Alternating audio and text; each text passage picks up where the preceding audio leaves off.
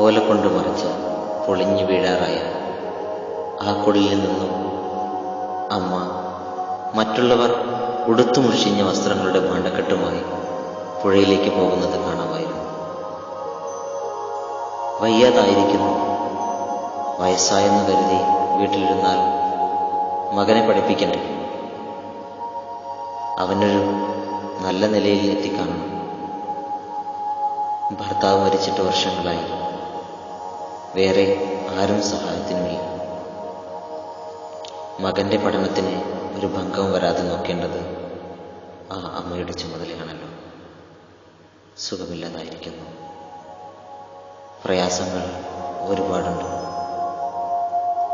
നാളെ മകന്റെ പരീക്ഷ തുടങ്ങാൻ പോകുന്നു.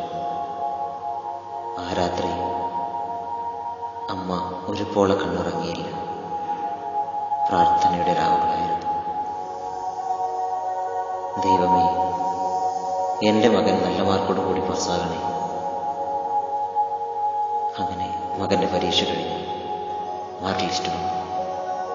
ഫസ്റ്റ് റാങ്കോട് കൂടി പാസ്സായിരിക്കുന്നു. ദൈവമേ, നീ എന്റെ പ്രാർത്ഥന കേട്ടല്ലോ. എന്റെ കഷ്ടപ്പാടിന് നീ പ്രതിഫലം തന്നല്ലോ. അടുത്ത പ്രാർത്ഥന മകനൊരു നല്ല ജോലിക്ക് വേണ്ടിയായിരുന്നു. അമ്മമാരുടെ പ്രാർത്ഥന അവസാനിക്കില്ലല്ലോ. അതാ മകനയച്ച ആപ്ലിക്കേഷൻ സ്വീകരിച്ച് കമ്പനി ഇന്റർവ്യൂ കാർഡ് അയച്ചിരിക്കുന്നു. വീണ്ടും ആ അമ്മ രാത്രി ഉറങ്ങാതെ പ്രാർത്ഥിച്ചു. ആ ഇന്റർവ്യൂവിൽ മകൻ പാസ്സായി. ഇന്റർവ്യൂ കഴിഞ്ഞ് പോരാൻ നേരം സെക്രട്ടറി പറഞ്ഞു, MD കണ്ടിട്ട് പോയാൽ മതിയെന്ന്. അവൻ MD അടുത്തേക്ക് നടന്നു.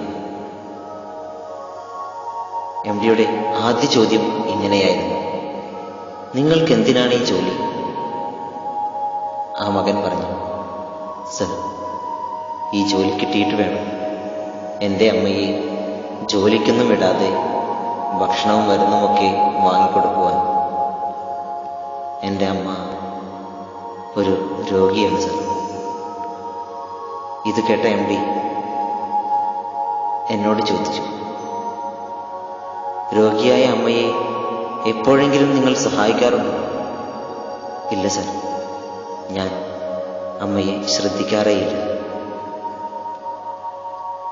ഓ, എങ്കിൽ നിങ്ങൾ പോയിട്ട് നാളെ വരും. അയാൾക്ക് എന്തെന്നില്ലാത്ത പ്രയാസമായി. ഒരു പക്ഷേ ഈ ജോലി ഇനി കിട്ടാതിരിക്കുമോ? അമ്മയോട് എന്താണ് പറയുക? MD കളവ് പറയാമായിരുന്നു അമ്മയെ സഹായിക്കുന്നുണ്ടെന്ന്. അങ്ങനെ മനസ്സില്ലാ മനസ്സോടെ അയാൾ വീട്ടിലേക്ക് പോയി. വീട്ടിൽ ചെന്ന ആ മകൻ അമ്മയോട് പറഞ്ഞു, അമ്മേ, MD നാളെ ചെല്ലാൻ പറഞ്ഞിട്ടുണ്ട്. അമ്മയ്ക്ക് സന്തോഷമായി. എൻ്റെ മോന് ജോലി കിട്ടിയല്ലോ. സന്തോഷത്താൽ 2 കൈകൾ കൊണ്ട് മകന്റെ 2 കവിളുകളും തലോടി. അമ്മയുടെ കൈകൾ കണ്ട ആ മകൻ ഞെട്ടിപ്പോയി. കാലങ്ങളായി സോപ്പ് ഉപയോഗിച്ച് അമ്മയുടെ കൈകൾ വികൃതമായിരിക്കുന്നു. ഇത് കണ്ട മകന്റെ കണ്ണുനീർ ധാരധാരയായി ആ അമ്മയുടെ കൈകളിലേക്ക് ഏറ്റിറ്റു വീണു. അന്ന് അമ്മയെ കൊണ്ടവൻ ഒരു പണിയും ചെയ്യിപ്പിച്ചില്ല. എല്ലാ പണികളും അവൻ തന്നെ ചെയ്തു. പിറ്റേ ദിവസം കൃത്യസമയത്ത് തന്നെ കമ്പനിയിലെത്തി. MD കണ്ടു. ചെന്നപാടെ MD ആദ്യമായി ചോദിച്ചത് അയാളുടെ വീട്ടിൽ ഇന്നലത്തെ വിശേഷങ്ങളായിരുന്നു. അയാൾ നടന്ന കാര്യങ്ങളെല്ലാം വള്ളിപുള്ളി വിടാതെ പറഞ്ഞു. ഞാൻ ഇതുവരെയും അമ്മയെ സഹായിക്കുകയോ അമ്മയുടെ പ്രയാസങ്ങൾ അറിയുകയോ ചെയ്തിട്ടില്ല സർ. ഇന്നലെ ഞാൻ എൻ്റെ അമ്മയെ കൊണ്ട് ഒരു ജോലിയും ചെയ്യാൻ അനുവദിച്ചില്ല. ഇത് കേട്ട മാത്രയിൽ MD പറഞ്ഞു, ഞാൻ നിങ്ങളെ ഈ കമ്പനിയോടെ മാനേജറായി അപ്പോയിന്റ്മെന്റ് ചെയ്തിരിക്കുന്നു. മറ്റുള്ളവരുടെ പ്രയാസങ്ങൾ തിരിച്ചറിയുന്നവരെയാണ് ഈ കമ്പനിക്ക് ആവശ്യം.